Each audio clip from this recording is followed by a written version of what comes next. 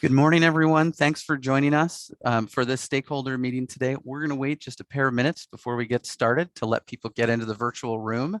And then we'll have a very special guest that's going to kick us off with our welcome. One of the things I would say is I've got a screen share up right now. That's just general meeting etiquette. Just make sure if you could remain muted if you're not talking. We will have the opportunity to ask questions both by raising a hand and using the chat feature. And then we're also going to ask people that you're welcome to put those questions in the chat at any time, but we'll probably wait till the end of speaker sessions to get to those, but we will be monitoring those, recording those, and pulling those as staff to make sure that speakers have a chance to get to those. And if you do encounter problems or buffering issues, I would recommend that you consider turning off the video component of your side of Zoom to help with those bandwidth issues. So we'll be with you again in just a moment.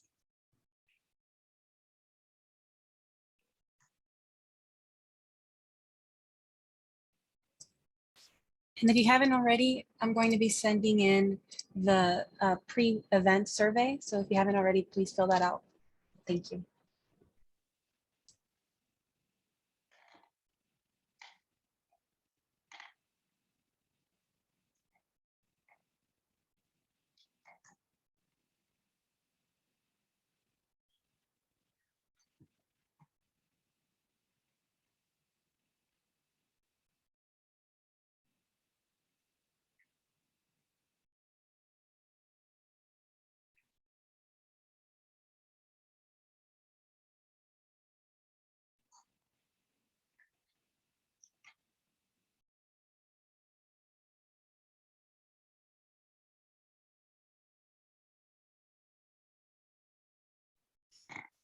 All right, we're just a couple of minutes after. We've got over 40 people in the room, which is a fantastic turnout since this is the first time we've had something like this as far as an event.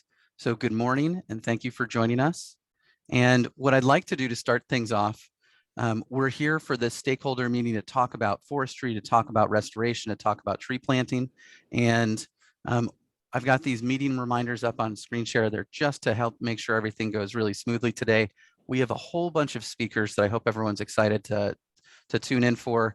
But first, I wanted to hand it over for Supervisor Linda Parks and ask you to kind of kick things off, say good morning and welcome everyone.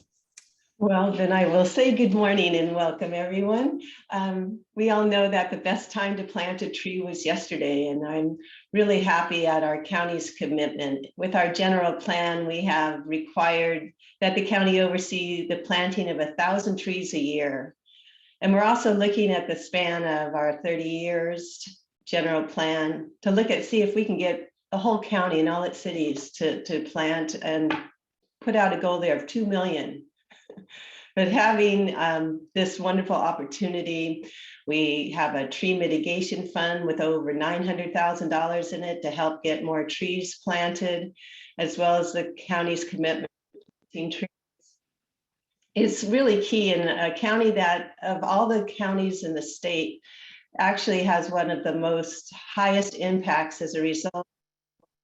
We anticipate between sea level rise and additionally seeing our farmland that can be impacted. And for some reason, we're seeing a higher increase in heat in our county than other areas. We have a lot to be concerned about. We've lost a lot of vegetation, a lot of trees in the Thomas fire, as well as the Woolsey fire. So we're already feeling the impacts to climate change. I really want to thank everyone here for attending. I wish I could stick around. I have a LAFCO meeting going on right now, but hopefully I can tune back in. But I really want to thank our staff for organizing and launching this. We all know the importance of trees, and I'm definitely preaching to the choir if I do go into that. So I know that you know the importance of trees, particularly in countering the effects of climate change. That county's commitment, some things that we have done not only on our county property, we've also been involved in clean air days, and I've been able to colleges in our county because getting the students involved in tree planting projects I think it's a great idea, and really that could be passed on to middle schools and elementary schools, and you can go back and see the benefits as you grow older and how important it is. I know we say that the benefit of this tree coalition, is also just like the benefits of planting a tree. When should we have formed this tree coalition? Yesterday, but I'm so glad that we are all here today. And also, as a benefit of this tree coalition, I see that we'll get more trees planted, which is a really good thing. It's also a real efficient way to distribute information on funding opportunities, technical tree planting guidance, and tree planting opportunities. And looking at the tree coalition participants, you all can share your ideas amongst each other, so coalition, and also help our counties so we can do what we're doing. It's really neat to see, for example, the Ventura County here is focusing on monarchs, and all of a sudden, just putting all these entities together, we're seeing more projects come forward. So I'm really delighted that this coalition has formed. I want to thank Clay and Alejandra, our county staff, for helping to organize this, and just really appreciate everyone here today and for the good work that you're doing. Thank you so much. And I'll hand it back over to you, Clay. Is that right? Well, thank you so much, Supervisor Parks. We really appreciate you being here and you kicking it off. And one of the things I wanted to emphasize is that we'll probably hear this term, this tree coalition reference. And I want you to know that this hasn't been an ongoing discussion. We should have started it yesterday. It should have been started some nice time ago. But we're really bringing people here today and thinking of this as kind of a kickoff, a first opportunity to convene and get together. And so we hope that this will spark that interest. And after this event, we're going to be sending around kind of a follow-up survey to ask everyone, do you want to continue participating in something like this? In what way can we make it valuable to you? So that's kind of one of the objectives for this meeting. And before I take up any more of their time, I'm going to hand over to our next group of speakers. And so what we have is, we have a group from the Santa Clara Valley Unified Forestry Alliance. And so I'm going to hand it over to Naresh first, although I'm not certain that Naresh is the first of the team members to speak, but it's all you, and thanks so much. Oh, Naresh, it looks like you're on mute still.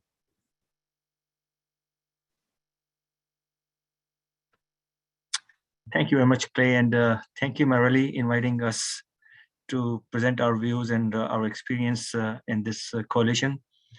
I'm going to hand over to Chris quickly in the essence of time, so he will take the lead, followed by Annalise, and then I'll be there for the discussion. Chris? Yes, thank you, Naresh.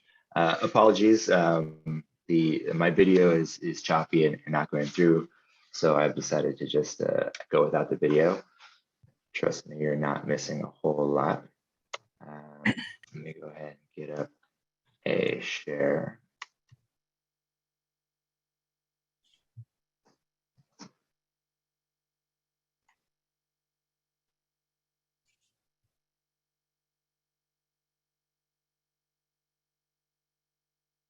Okay.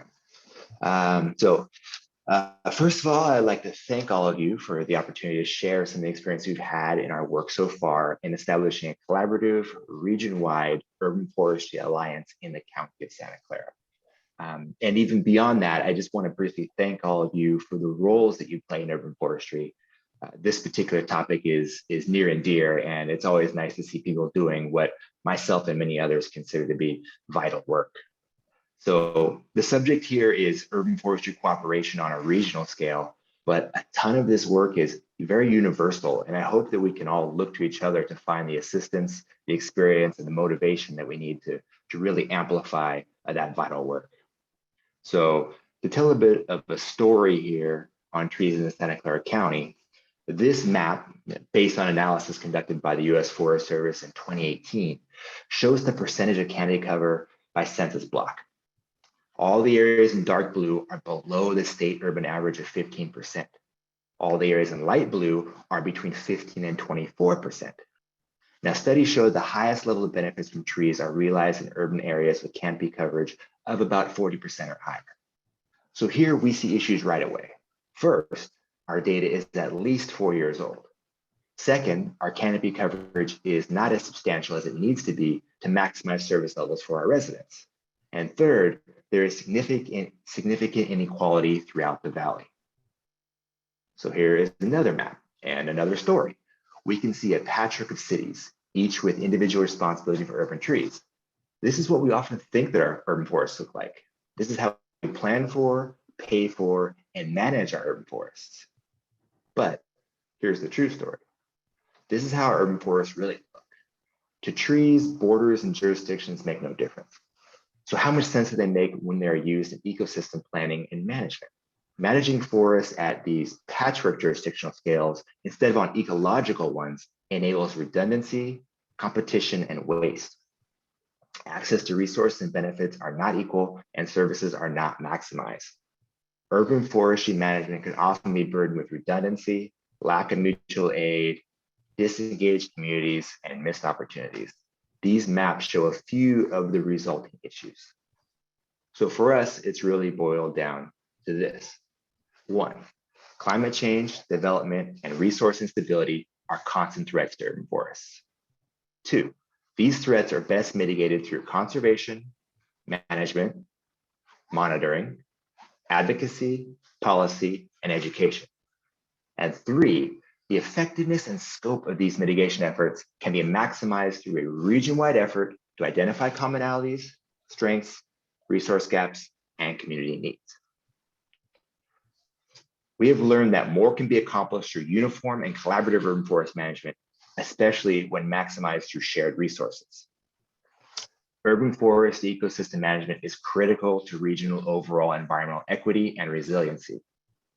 Data is critical for informed management, and ongoing stakeholder engagement and cooperation is critical to urban forest planning and decision-making. For us, the response to these needs and issues was the establishment of the Santa Clara Valley Urban Forestry Alliance, or SCUFA, to spearhead the development of foundational data, outreach, and cooperation necessary to anchor holistic management for the entire region. Through SCUFA, we work to educate, motivate, and mobilize stakeholders and volunteers needed to fully anchor region-wide efforts to equitably realize the many fantastic benefits that urban trees provide for communities and climate. Just if you're listed here, as Supervisor Park said, we probably don't need to go into the long list of benefits of urban trees. Most of us here probably realize that trees are important and the benefits they provide. SCUFA improves collaboration and outcomes in urban forestry management, outreach, and education.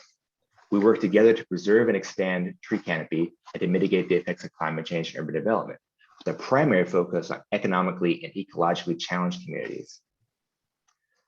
So this region-wide cooperation improves urban forestry management in many ways. A big one is sharing the cost and benefits of data collection and analysis. A lack of holistic data had led to failures to maximize outcomes and benefits from our already limited urban forestry resources, and has hampered efforts to really make the most of this critical ecosystem components. Coalitions can now partner on data collection analysis, reducing redundant efforts and providing insight to stakeholders that might not have had access otherwise. Decisions on resource use are more informed and better address community and environmental issues. I want to briefly mention a natural resource management project that we saw and used as a bit of a model. This was the Santa Clara County Imagery and LiDAR Acquisition Partnership. The idea here was that dozens of public and private partners pool their funding and expertise, so that no one entity must bear the entire project cost alone.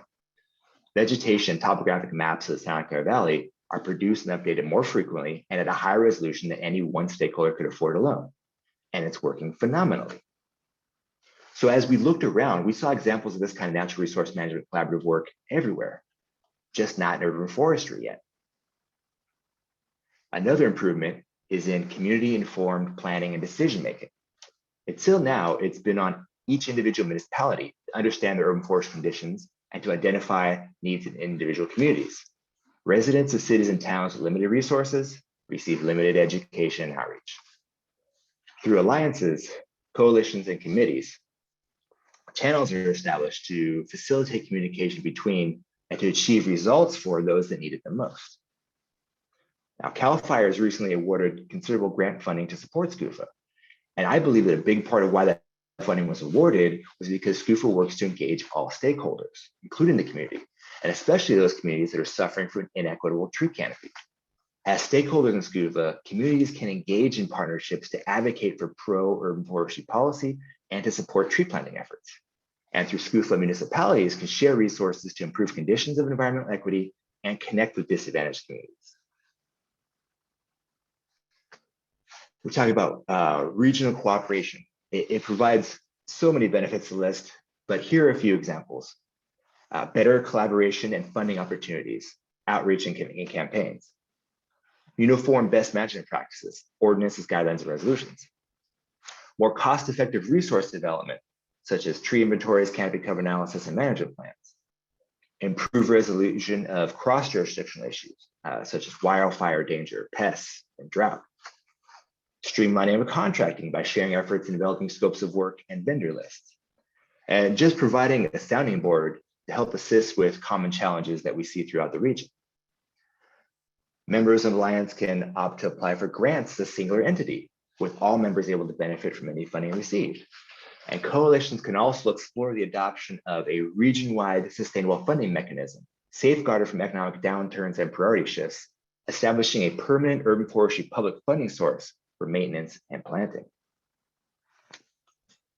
So let's close a little on our working vision, which is through region-wide collaboration in urban forestry, management, monitoring, advocacy, and policy, with a primary focus on economically and economically challenged neighborhoods, urban canopy in the county will be expanded and preserved, mitigating the effects of climate change and development.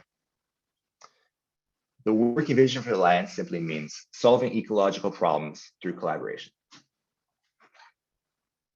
We see these alliances as being lasting, self-sustaining programs that help improve equity and tree canopy coverage throughout the region and complement current and future tree planting, preservation, and maintenance efforts. Now, I don't know if this is an accurate quote, but I'd like to think it is. And with that, I think we'd like to pass to Annalise, who is going to talk a little bit about one of the most critical aspects of community outreach and partnership, youth engagement. Great, thank you, Chris. Let me just share my screen.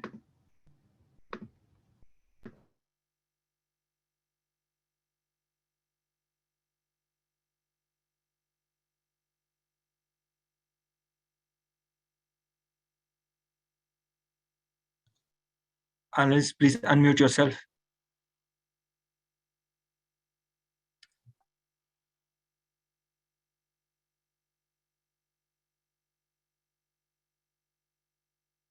Oh, I see. I was sharing computer audio and it muted me.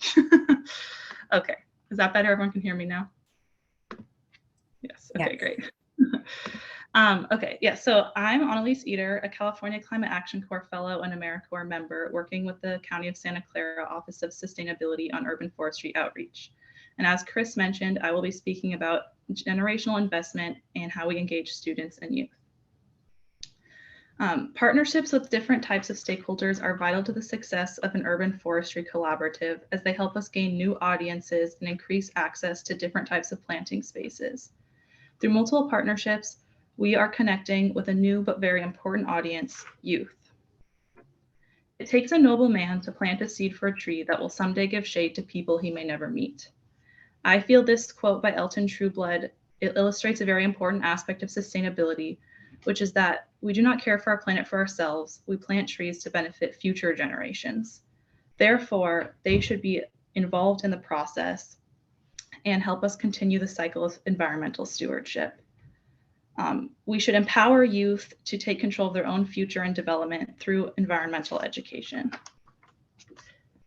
Our first partner on this initiative is with the County Office of Education. Through them, we hope to connect with 31 school districts, over 400 schools, and over 200,000 students. We have an initial target of planting 1,000 trees at schools in disadvantaged and low-income communities and a future goal of planting thousands more in all types of schools and communities.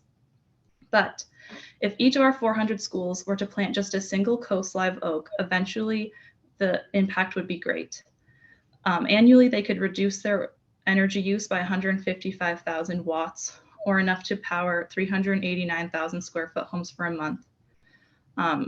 Sequester and avoid 236,400 pounds of carbon, or enough to offset over 300,000 miles of driving, and intercept 2,399,200 gallons of stormwater, or enough for 28,226 people to meet their daily water needs.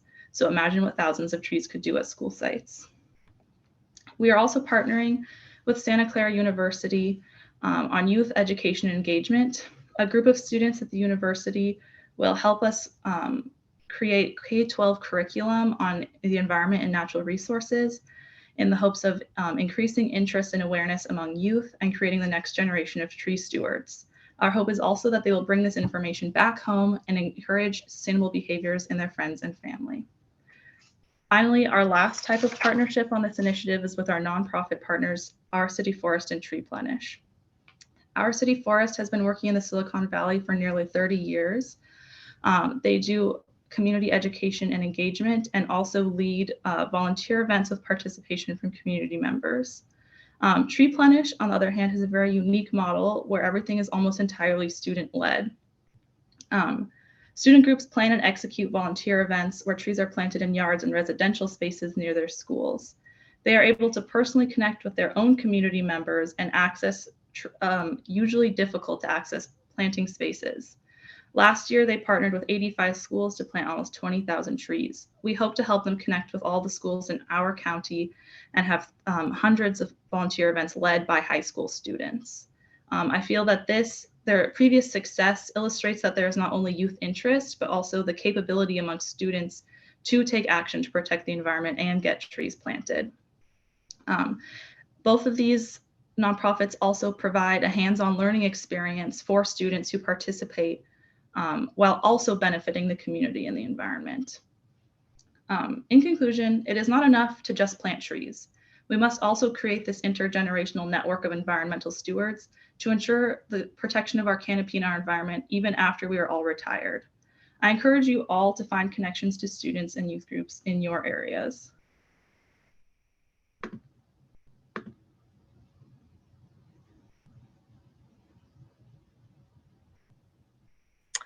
Thank you very much, Chris and Annalise. This is my right arm and this is the left arm, and you could see there are two names out there, Chris and Annalise. I'm a self-proclaimed tree hugger, entomologist by profession, but I really come from a background of a desert in India. I really value a single tree that can provide shade in my neighborhood. So that these are my disclaimers for you. And this is just the trailer. It's just the beginning, and I'm so thankful to the state authorities, CAL FIRE, giving us the opportunity, recognizing the work and vision we have, and giving us the funding to get this trailer into almost a Hollywood movie. I expect the same thing for Myrali and Clay, thanking them for engaging us and getting on board.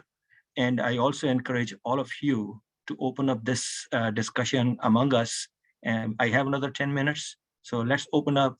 If you have any questions, inquiries, some kind of something that inspires you to join this coalition, not only county by county, I hope to have that all counties throughout California, the entire nation, state by state, join us in this effort, in this collective effort, because alone we cannot do it. Working together, it makes sense. Thank you. I'm open for the discussion now. Myrali, it's all yours.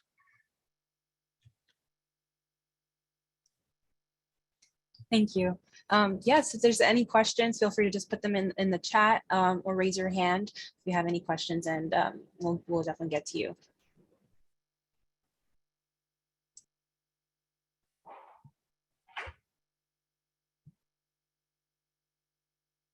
So I'm going to go ahead and raise my hand because I haven't seen anyone do it yet. But so Naresh, before we started today, you mentioned that this alliance is only about 2 years old. Could you tell us a little bit about what some of the initial hurdles in getting this together and getting this initiative stood up was for your group?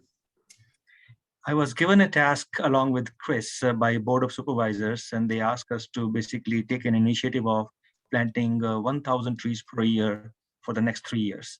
They gave us good funding, $333 per tree.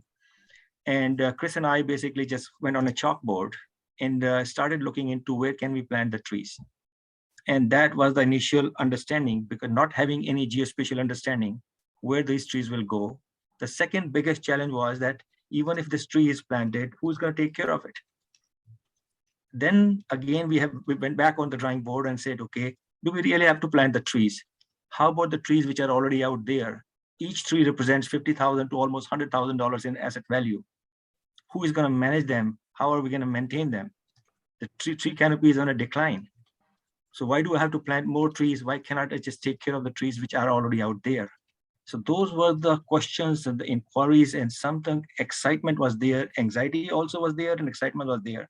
And then who are responsible for it? Then we realized that this whole family of trees represents streetscapes, softscapes in the parklands, private owners. Only 20% of the streetscapes is managed by the municipalities. The rest 80% is the private landowners. How are we going to create an equity around it? Who are the ones, those who are having a blight versus who are the affluents can have additional trees? So there were so many complex questions that came out of it. And we just put this thing on the drawing table and then invited all the stakeholders. Our primary stakeholders were municipalities, because we want to address that streetscape that is on a decline. Then we are also targeting basically the softscape, which is 80% of the canopy. So that's where we are today. And we are very thankful, as again, I'm just re-thanking again the CAL FIRE giving us that opportunity and the funding source that can really make it a reality.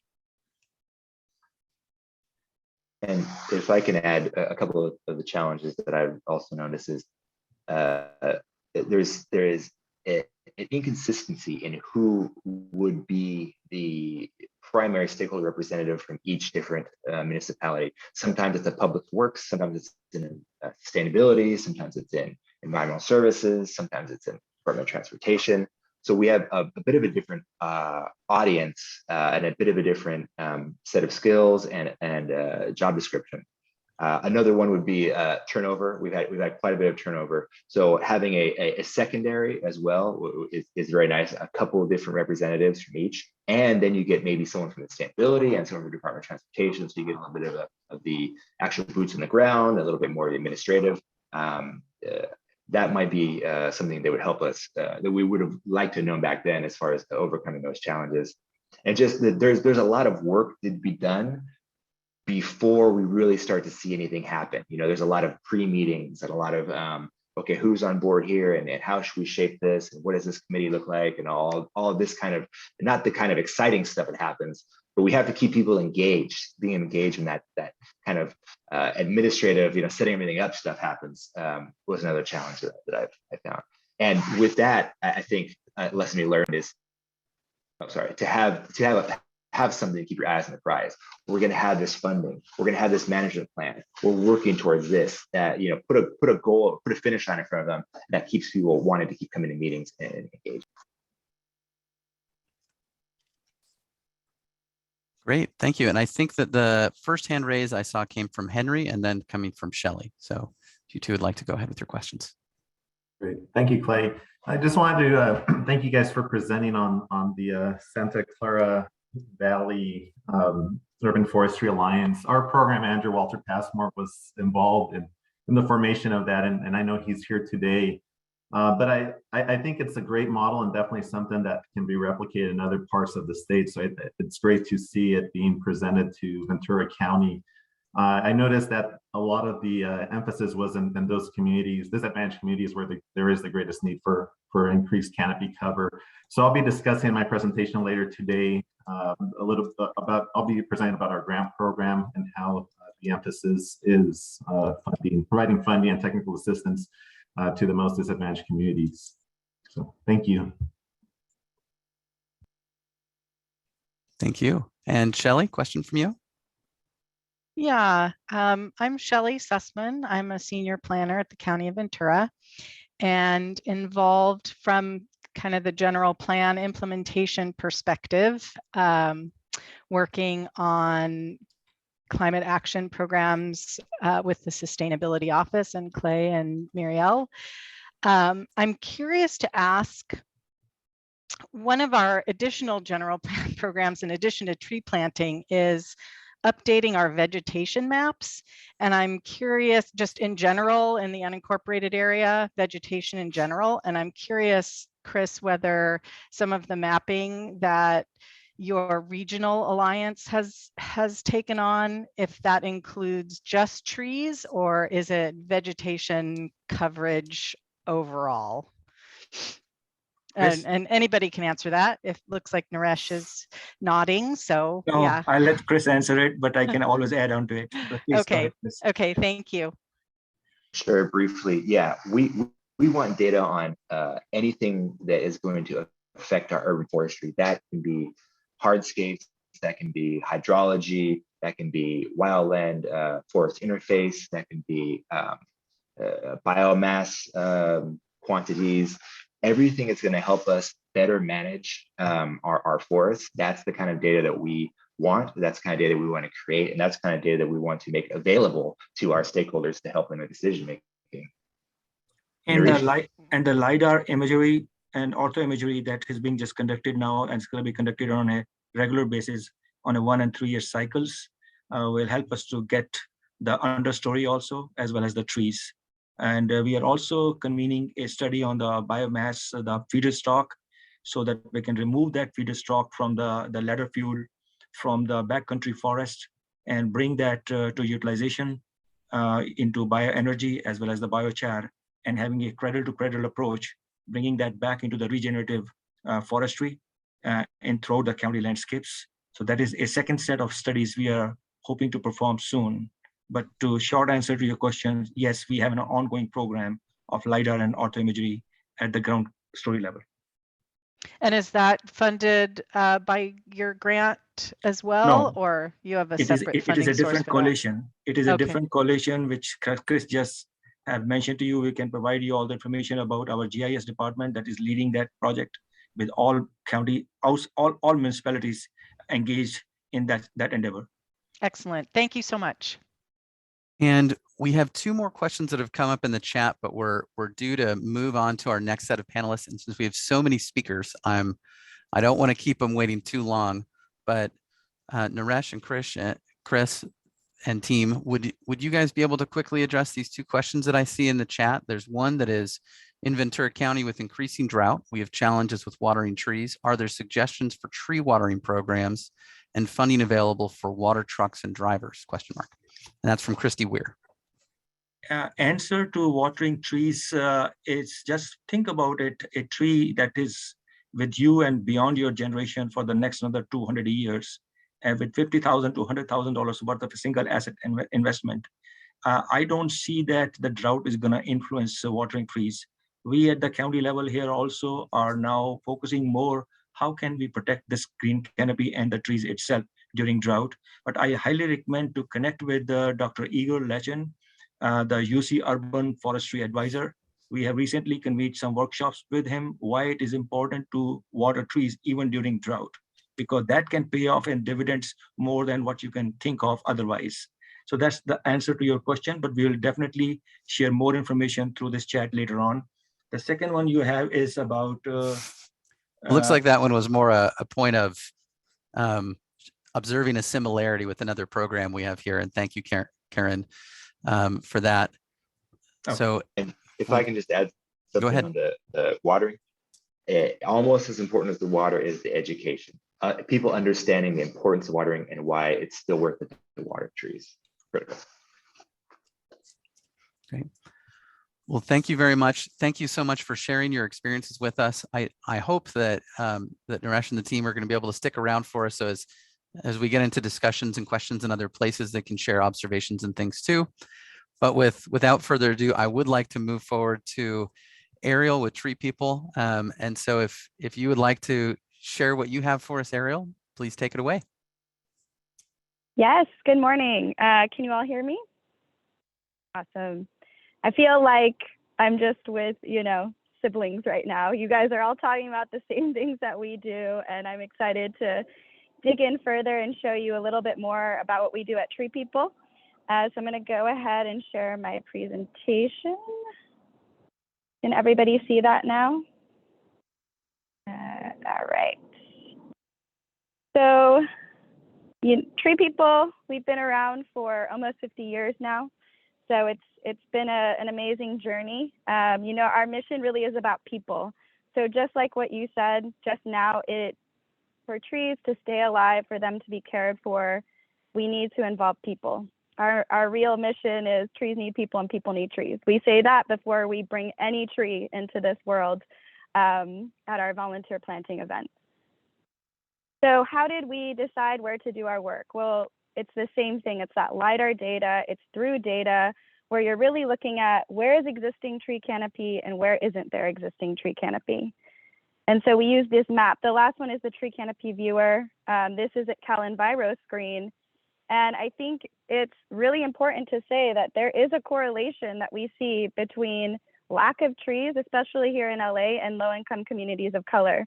And I think you have to really think about the historical issues there and the systemic issues that have contributed to what we now see, which is a lack of trees in a lot of areas of Los Angeles. So what did we do to really think about this issue? We started doing some pilot work because we realized Tree People has always been a community-based organization. And we strongly believe that community should be involved before, during, and after. Because really these trees are for community. And I think that's a really important point as we think about what's happening in our communities, in our urban communities. There's green gentrification, there's issues where folks aren't feeling connected to what we call their community forest. And so really involving community every step of the way is really important, and youth as well.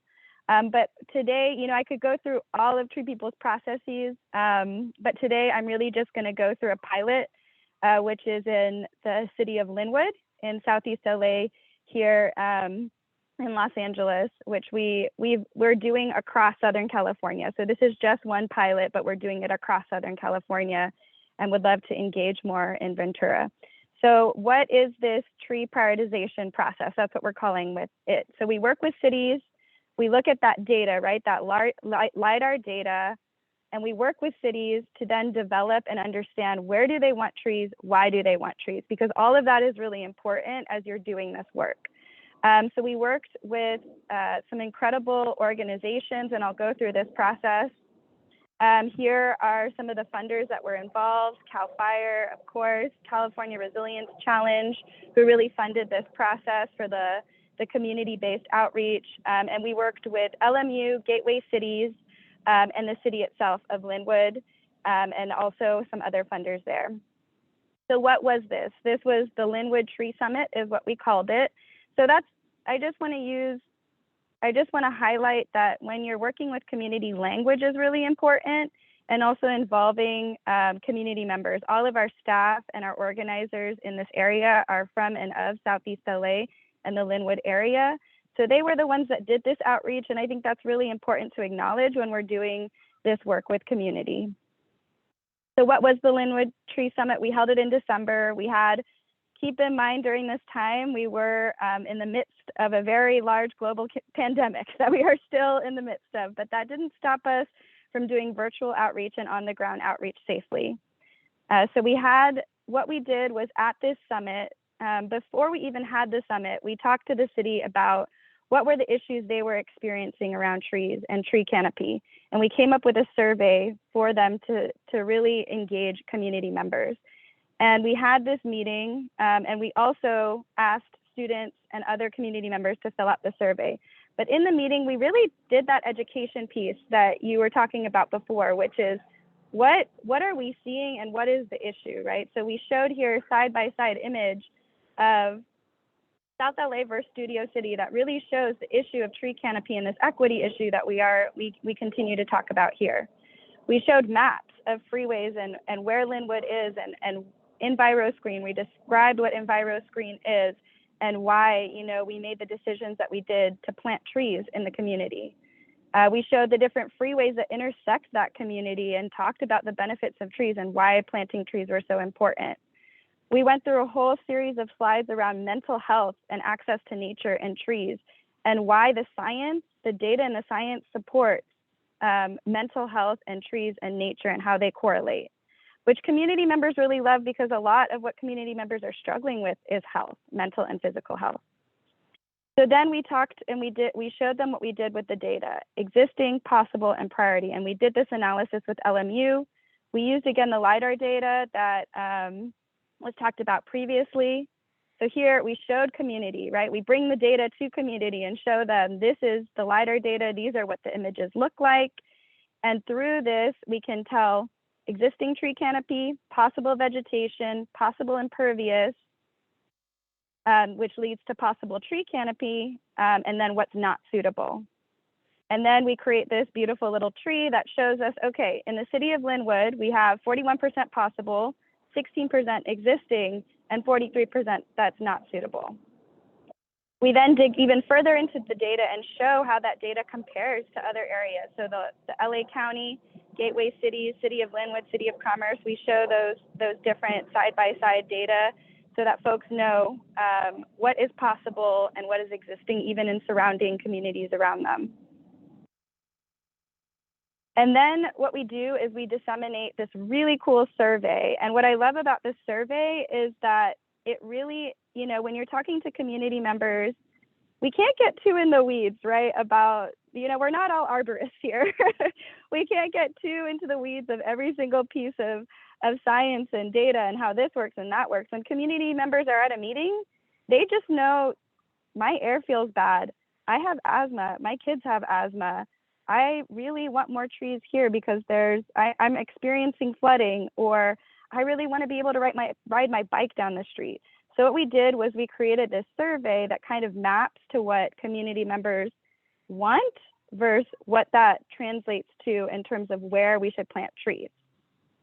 So what we did is, well, first of all, we disseminated this survey, and as you can see, these are how it all maps. So if a resident says, I want, you know, trees planted because I really want to increase air quality and reduce noise, then we can think about, okay, well, maybe we should plant trees near facilities that emit toxic pollution to help reduce the impacts of the pollution. So you can see how it all correlates there with the survey.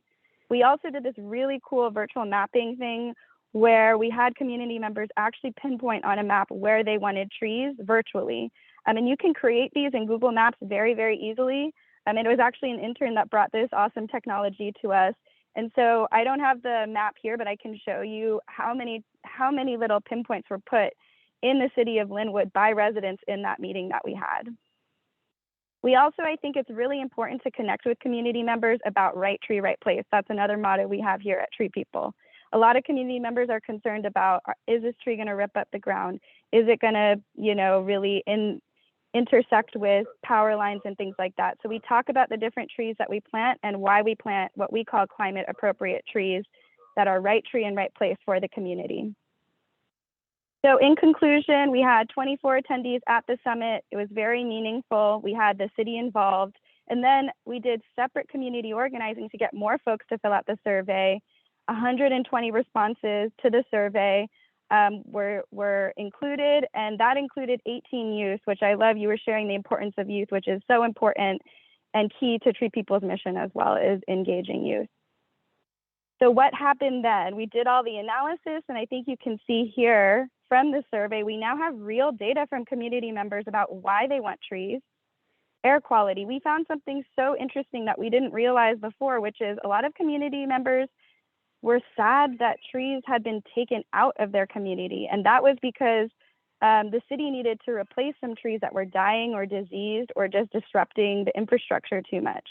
So that was something that we learned through this process. And now that we know all this data, we know how to engage community around these different issues, right? You really can't make assumptions. And it showed us also, you know, this great pie chart that really focuses on the different issues. And then this is, I think, one of the coolest part. We then created a map based on the data from the survey, where to plant these trees. And thanks to CAL FIRE, we got a grant to plant 1,000 trees in Linwood. We're doing that right now. And we're doing it based off of this data that we got from community members. And now we're also using the data that we got from community members to engage community in the ways they want to be engaged in around trees, which is not the same, you know, for every community. And the thing I'll end on is that we also have a community forester model that we've had, you know, for the last 40 to 50 years, which is really about engaging people to take action around trees, but then supporting them and giving them training around what other ways can you engage around taking care of your trees, creating green teams, doing environmental education, connecting them to different issues happening. And that is it. I will stop sharing now, and thank you all for having me. Great, thank you, Ariel. And just so everyone knows, what we're doing for this round and for the funding panel that we're going to have is we're going to go through all of our speakers, and then assuming we're relatively on track for time, we'll take all the rest of that time for question and answers at the end, so everyone can kind of get the information first and then build those questions off of that. So I'm going to hand it to Tom Maloney with the Ojai Valley Land Conservancy. Thank you, Ariel, for everything that you just shared with us. And thank you, Tom, for what you're about to share with us. And you're still on mute. Tom, there we go.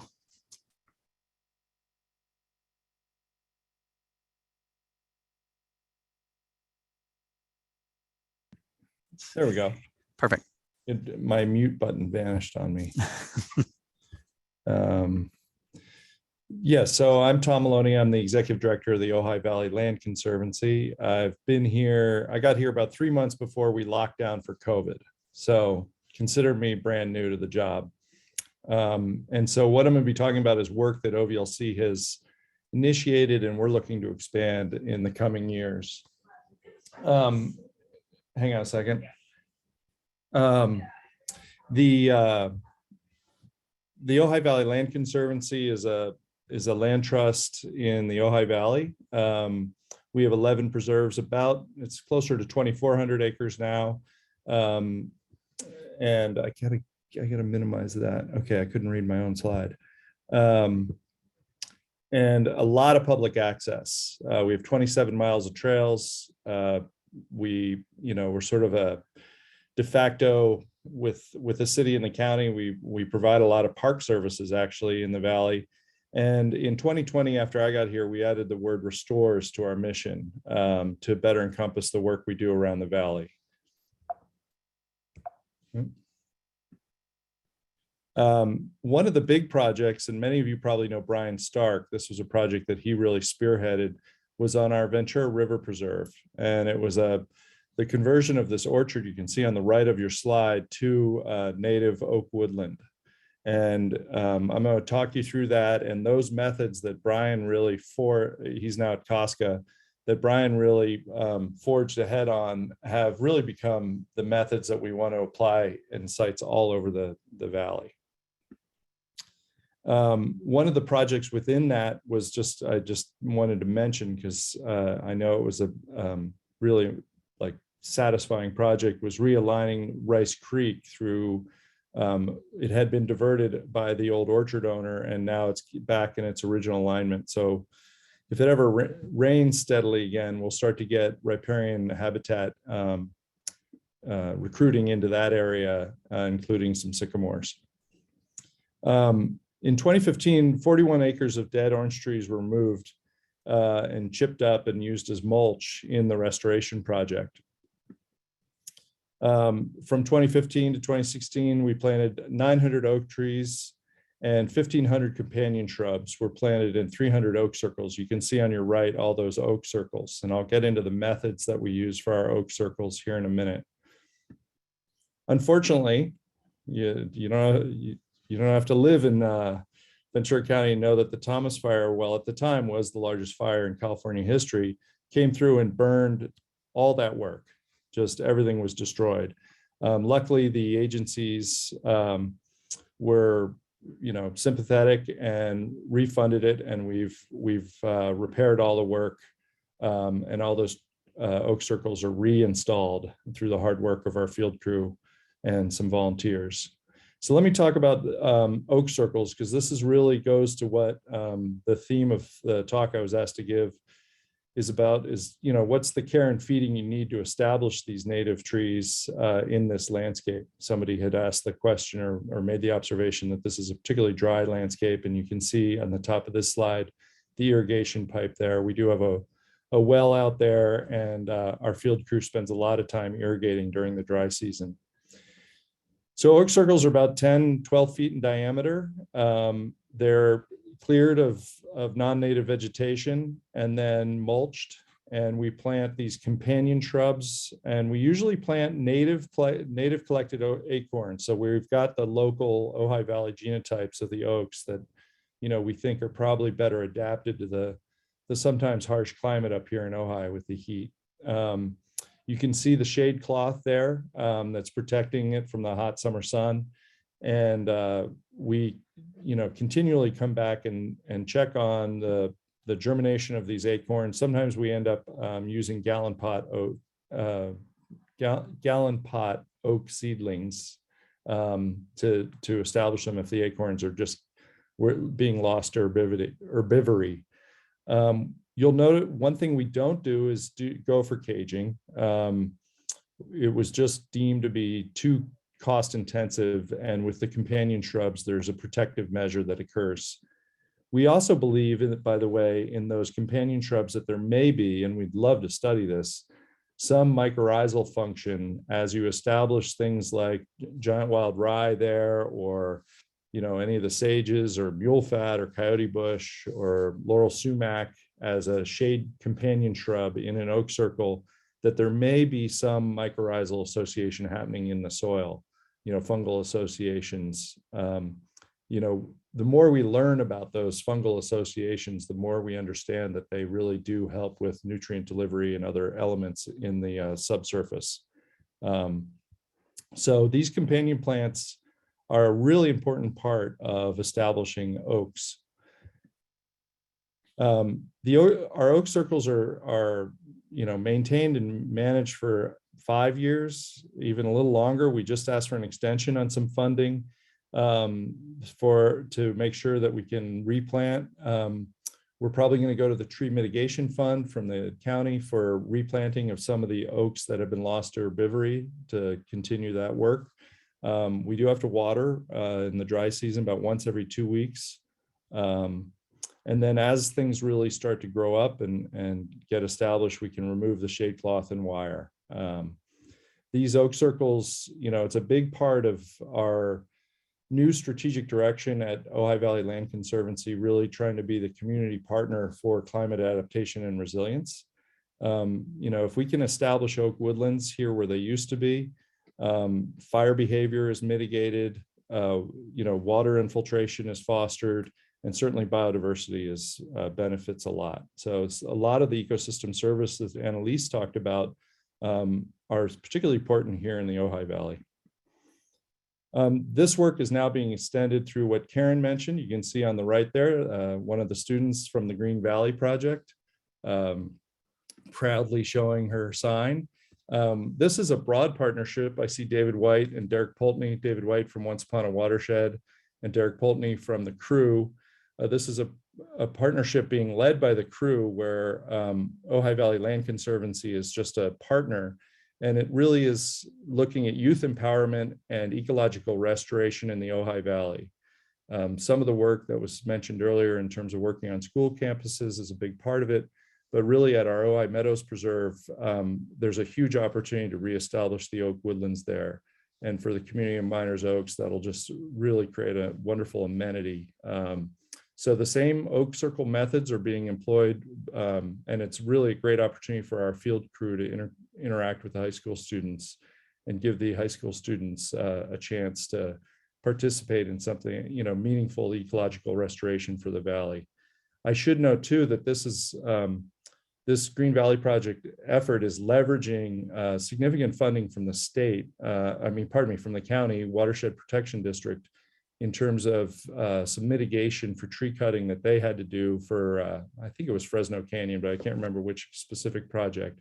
So sort of the back end, all those years of stewardship are being covered by the mitigation funding, and the students get to do the real fun stuff of installing the circles. increasingly, we're getting calls from, as many of you from the county know, agriculture like the hill slopes you see on that right slide. That was a big orange orchard that got taken out along Shelf Road. We're getting calls from private owners to help them figure out what to do when they take their orange or avocado orchards out. And this has become a really big focal point for us. On the lower left of the slide, that's the old Pierpont property, now owned by the Turtle Conservancy, and Ojai Valley Land Conservancy is working directly with those guys to reestablish oak woodland and some riparian vegetation. We also are looking to expand our nursery program to meet this need on private lands. And we see it as an opportunity to perhaps get conservation easements through building those relationships with private landowners. The Ojai Fire Safe Council is looking to establish a real a corridor of managed fuels around the valley using grazing and other methods. And this may end up being a good opportunity for OVLC to take our expertise onto private lands and build those relationships. We've also been involved in riparian tree restoration along San Antonio Creek.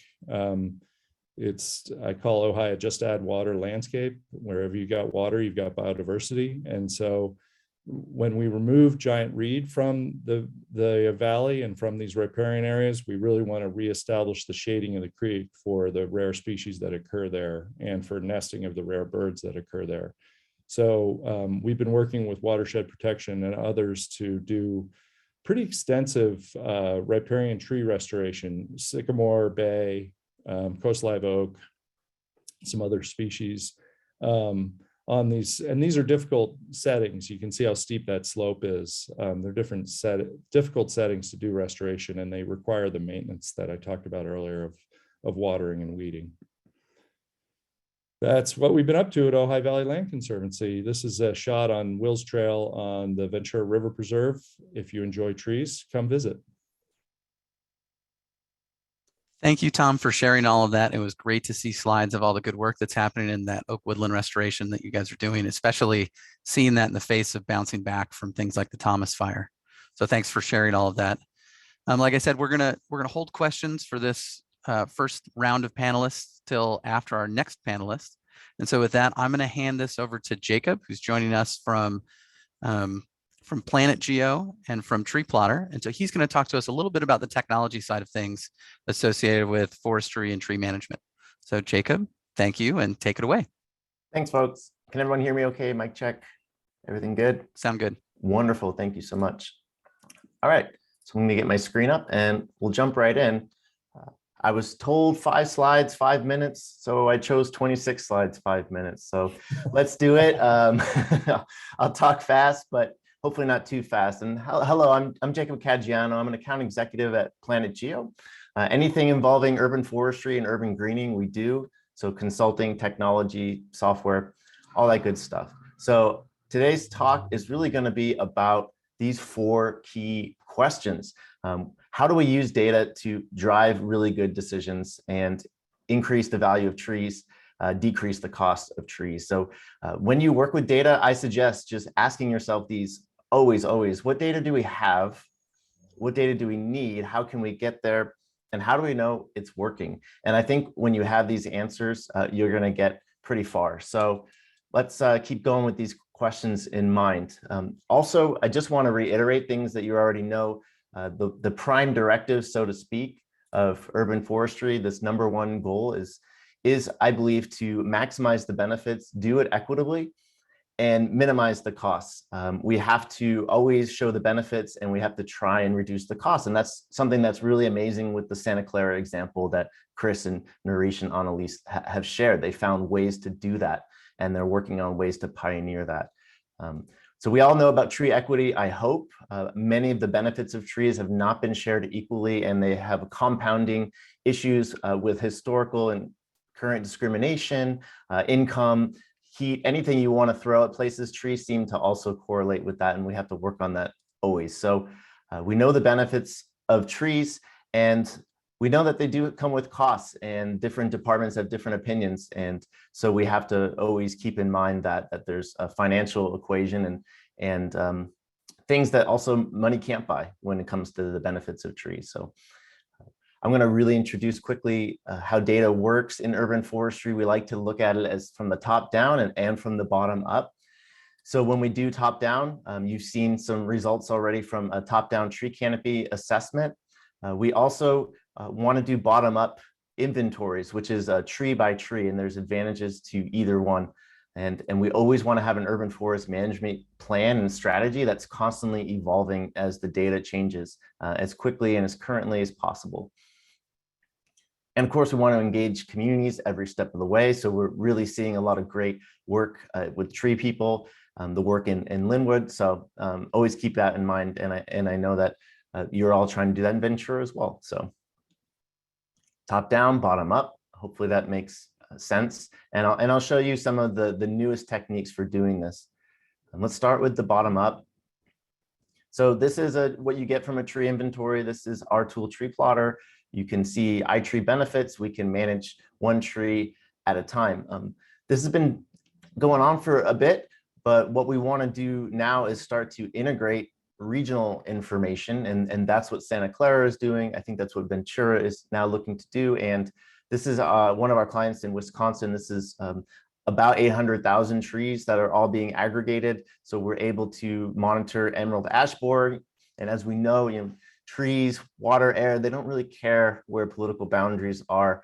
The emerald ash borer is not going to respect different jurisdictions. It's just going to go where it wants to go. So that's why we need this regional approach and regional data. So from the top down, what's happening here is our friend Wally and other things with our artificial intelligence. So we can now do 3 really important things. Tree canopy assessments typically have been very costly and burdensome to raise the money. And we're trying to fix that by making them faster, cheaper, and more frequent. And so the advantages of doing this without spending hundreds of hours of human effort is that trees can change pretty fast. So this is in Charlotte, North Carolina. This is a comparison of before and after a school was built. So we want to work with schools, and I've seen some really great work in California with schools are engaged, but we also know that development does result in pretty quick tree loss. Even quicker are storms. So this is Hurricane Michael in Florida, in the Panama City area. As you can see, it only takes a day or so to lose trees. Same with fires, happens pretty quick. So we want to be able to keep that data in mind at all times and act very quickly with ordinances and storm planning and recovery. Planting takes longer, but it does increase canopy. This is a 20-year before and after along Interstate 90 near where I live in Seattle. So we can see that these trees have matured and have improved air quality and noise buffering. But it's so much quicker to lose trees than it is to gain them. And that's why we're engaging, and that's why we're making the case with data that this is a huge priority. You may have seen maps like this. This is Santa Clara County. We are looking at many different factors of the benefit of trees and prioritizing. So this shows all kinds of important aspects of tree equity, such as income, underserved populations, economic information, health information. We all know this, but in order to convince leadership, it's good to have data to show that the money is really worth it, and that's what we want to do. We even have a new partnership now with a company called MatriQuant, and they're taking it even a level further. So this is pretty exciting. Pretty much anywhere you're standing now, you can have a nature score within a 10-meter radius, and that includes park space, open water, tree canopy, park features. Well, this is really based on 30 years of scientific research, hundreds of studies showing that nature exposure really does improve health outcomes. And we want to show that every project counts when it comes to longevity, when it comes to all these health correlations. As your nature score increases, these types of things are reduced, not just blood pressure, but mental, physical distress, cardiovascular, and communities know this. We just learned in the last talk that communities know this, but we also need to show folks that this is really, really important benefits, and that this is worth funding, of course, and maximize the benefits and minimize the costs. So that's my lightning talk. I want to hopefully take this away, I want to hope that you take away these 4 key questions, and that we continue to collaborate to use this data that we keep having more and more access to on a smaller and quicker scale, so that every project counts. And that's how we figure out what we have, what we need. We know how to get there, and we want to make sure we always prove that it's working. So thanks. Well, thank you, Jacob, for sharing that. Thank you to each of our 3 panelists for sharing all of your information. Ariel, Tom, and Jacob, it's really appreciated when you share your knowledge with this group, especially it's something where it's an initial gathering. And so we've got about 10 minutes or so where I wanted to go through some questions from the room. So if people have questions for one or for any of the panelists, you can just let us know if it's targeted at somebody. That's fine. If it's for any of them to respond to, depending on what they want to respond to, that's fine too. I see Chris Curry's hand up first, or maybe that's a clapping hand rather than a, which is fine too. You guys are welcome to clap and shoot off emoji fireworks and whatever you need to do. Maybe it's both claps and add a question. Okay. This one was for Ariel. I'm wondering, as far as maintenance, what kind of plans do you have for maintenance? Who's taking care of the trees that are going in? Any objections from community members as far as, who's taking care of these trees? That is such a great question. I think if I could do a whole nother presentation on how we involve community in care. And because we do it on such an intentional and widespread level, we've actually seen some pretty incredible results of trees staying alive. And as you all know, LA gets very hot. And you got to take care of these trees out here or else they will die. So what we do is we really come up with a community care, plan, and we really connect community members to the trees. We do green teams. We also think about not just that on the ground organizing, but marketing communications. And then we also, part of the grants that we've gotten from CAL FIRE and others allow for some maintenance after the trees are planted. And so we do have teams go out and help to water those as well. But I would say it's more the investment that we make in the education, in the organizing, in the connecting community members to the trees where we think about that. And then separately, we're working really closely with the city and involving public works. We're showing them how to take care of the trees. We're involving them in the process. In some areas where we plant, public works really just takes it over.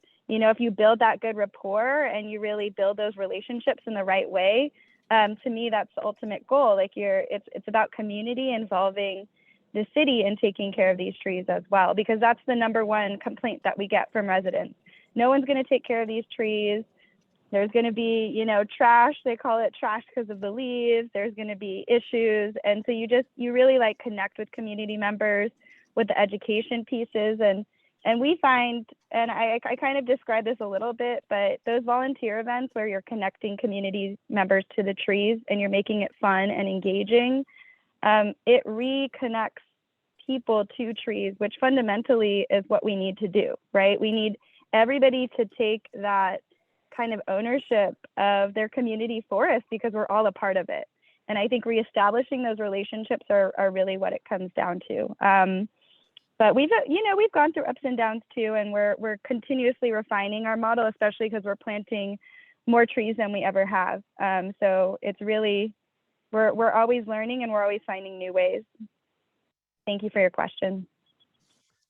Thank you, Ariel. And we do have a couple of questions. It looks like we've got one from Naresh and then Henry and then John.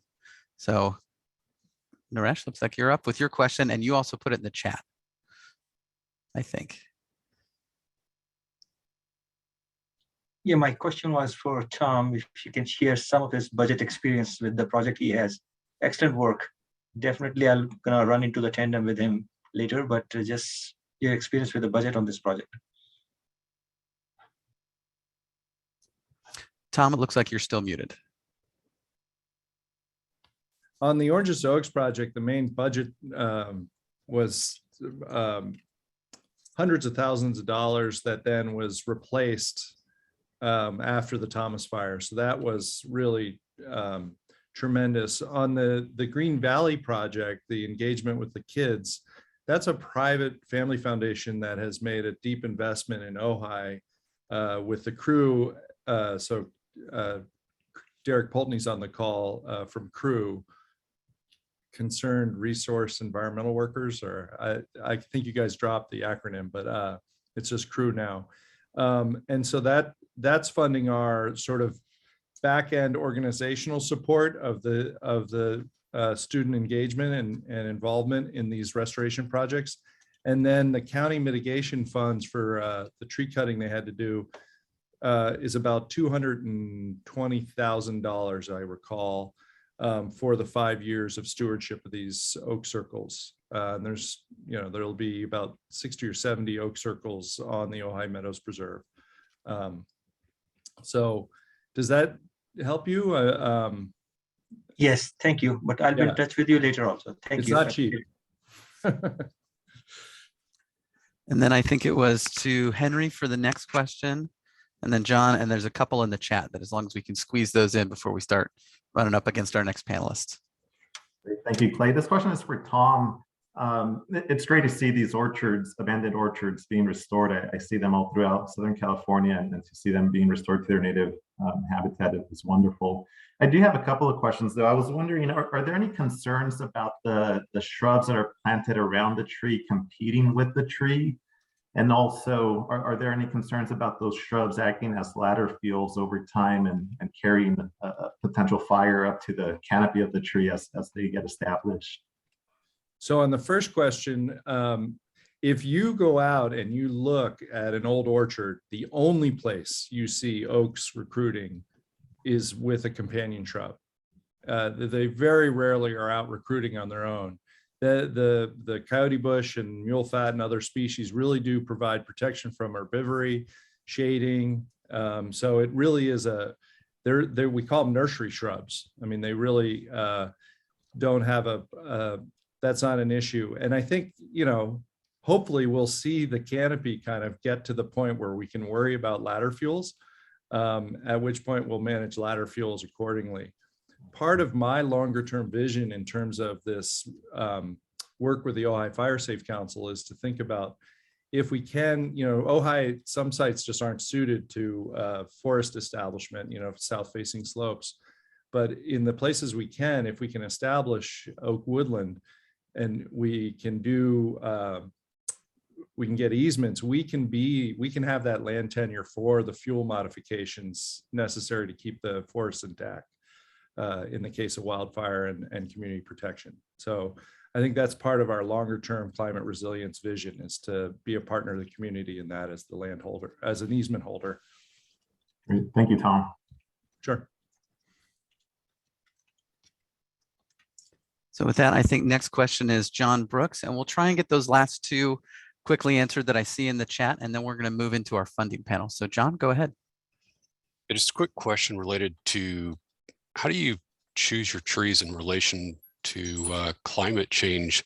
So what's our current weather and climate now versus what we're going to have in 30, 40 years when hopefully these trees will be fully grown will be different. And so are you choosing trees that are going to be able to handle those stresses that we're expecting in the future?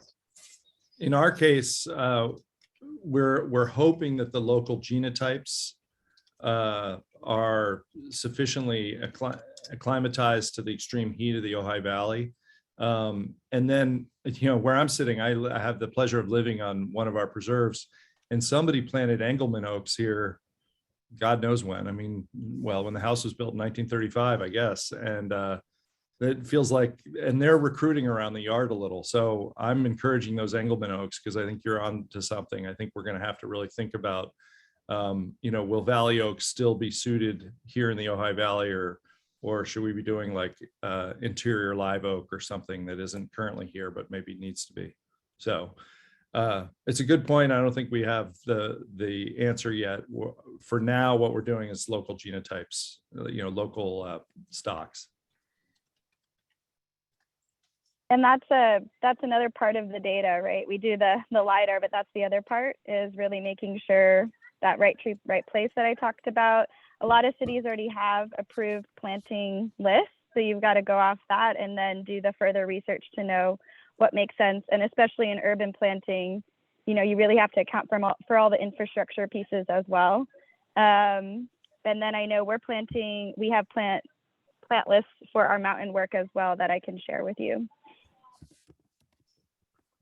Thank you, Ariel, and thank you, Tom, for sharing that too. I wanted to jump in. First of the two questions that I see in the chat before we move to the funding panel comes from Jim Danza, and so that's please discuss how VC sees the road ahead to form partnerships to get tree planting accelerated. So I would say that this is probably the very first step in that partnership road. We've actually been spending, since the adoption of our climate action plan and some of the distractions that came along with 2020 and being distracted by public health concerns and those sorts of things, figuring out how to do this and talking to some of the agencies that were assigned to work on our tree planting program, and that's the Resource Management Agency, County Executive Office, and General Services Agency. But that's very internal. And one of the quick observations we had was the county simply does not possess enough county-owned property to plant all these trees that we've committed to. So partnerships are really going to be required for being able to identify success. And so we want to find ways to work with more partners. And so we decided that one of the things we could explore was this tree coalition concept. And so this meeting is my and our team's first attempt to ask that question. Is there interest in doing that kind of a coalition approach? And if so, who's interested in being part of it? So I'm hoping that when we do some follow-up communications with this, that we can have some things that perhaps are a little less scripted, a little more open dialogue, and that people can really share what their interests are and what they need from that sort of a partnership too. So that's going to be the path ahead, is identifying objectives for the stakeholders that want to be involved and how we can make sure everybody gets the success they're looking for. And then on to the next question. This one looks like it was aimed at Tom. It's from Shelley. It'll be our last question before we move to the funding panel. How important do you think it is to do arundo removal prior to tree planting in riparian areas? Arundo or giant reed is so dominant that to establish a sapling tree is, it's just hard to imagine that a sapling would make it through the shading and just the dominance, that the relative cover of arundo where it occurs. So removing it and giving that opportunity to establish a new canopy has the added effect of probably limiting new infestations of arundo. So once you've done the sometimes 3-year process of eliminating arundo, getting new trees established is really the most sustainable way to keep it from coming back. Thank you, Tom. Thank you again to all of the panelists, and thank you for answering those questions for us and sharing your expertise. So we're going to move into the funding panel. One of the things I would say is the funding panel is intended to include also our the county's tree mitigation fund distribution program, but the speaker for that had a medical conflict, so he's not going to be able to join us today. I'll be covering his topic as best I am available, but won't be able to dive as deeply. But I think, like any of the panelists, if people have questions or things don't get answered today, you can send them to Morel and I. We're happy to pass along, make connections, do those things that we need to do after the meeting too. And with that, I'd like to hand it to Henry with CAL FIRE. Henry, if you'd like to take it away, please do. All right. Well, thank you. And thank you for having me here today. Can you see my screen? Yes, we can. Okay, great. So today I'm going to be talking about CAL FIRE's Urban Community Forestry Grant Program.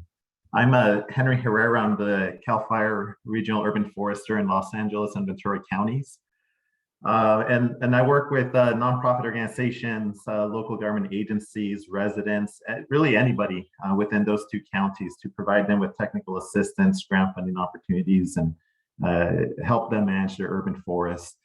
So in order to be eligible for our grant program, applicants must be cities, counties, districts, or 501c3 organizations. Private companies or any other type of organization cannot apply, but they can definitely partner with those eligible applicants. or they can be hired as contractors to carry out the work. Projects must be in urban areas as defined by the US Census Bureau. And most of our funding, it's usually at least 75%, is designated for disadvantaged communities per the Cal EnviroScreen tool. Any project that we implement does have to go through the CEQA process to meet the California Environmental Quality Act requirements. And that's something that we help grantees, we guide them through that process. So these are the types of projects that we fund. The most popular one is urban forest expansion and improvement. That's our tree planting and associated cost activities. Some of those associated costs can include site preparation, small scale bioswales, concrete cuttings to create tree wells, maintenance of the trees during the grant performance period, and also post-grant maintenance up to 2 maintenance cycles after the grant has expired. The other type of activity that we fund is urban forest management. That can include tree inventories, urban forest management plans, urban forest mapping and analysis, urban forest policy development or improvement. And this year, since we received the funds from the Governor's General Fund, we were able to offer urban forestry education and workforce development. So the development and implementation of urban forestry education and training that will lead to job placement in urban forestry and arboriculture. And in the past, depending on the funding source, sometimes we get greenhouse gas reduction funding, for example. We're also able to fund other types of projects such as urban forestry research or urban wood biomass utilization. In 2021, we received approximately $29 million that we just awarded a couple of weeks ago to 41 different organizations throughout the state for urban forest projects. The Forestry Act of 1978 is what gives our programs the legal authority to do this kind of work. And we have 6 urban foresters, me being one of the 6 throughout the state that work with folks from all of the counties throughout the state to provide them with technical assistance, guidance, funding opportunities to manage, improve their urban forests. So this is the timeline for this past year. We don't have one established for 2022, but I suspect it's going to be something similar to this one from last year. So the governor's proposed budget was recently passed, and then in May, his budget will be revised, and it's usually finalized and approved sometime in July. So in July, around July or August is usually when we open our concept proposal stage. Our application process is comprised of a concept proposal stage. And if you are successful in that stage, we invite you to submit a full detailed application of your project. So in August of 2021, we invited those that were successful in the concept proposal stage to submit a project application. The applications were due in mid-October. And then we awarded the grants earlier this month, about 2 weeks ago, 41 grants totaling $29 million. For the grants that were recently awarded, they are 3-year grants. And so those will expire on March 30th, 2025. The ones that will be awarded this year in 2022 or early 2023 will expire on March 30th of 2026. Sometimes we do have the opportunity to extend them, but we don't know that until the last year of the grant. And so we always let grantees know to continue to plan on completing their project during the initial deadline. If you want more information, I recommend you go to our webpage. You can just Google CAL FIRE UCF, Urban Community Forestry, and that'll take you to our program's website. There you will find information about our grant program, the current grant guidelines. You will also find a list of the 29 or 41 projects that were just awarded and a brief description, amount, who they went to give you some ideas of what kind of projects we fund.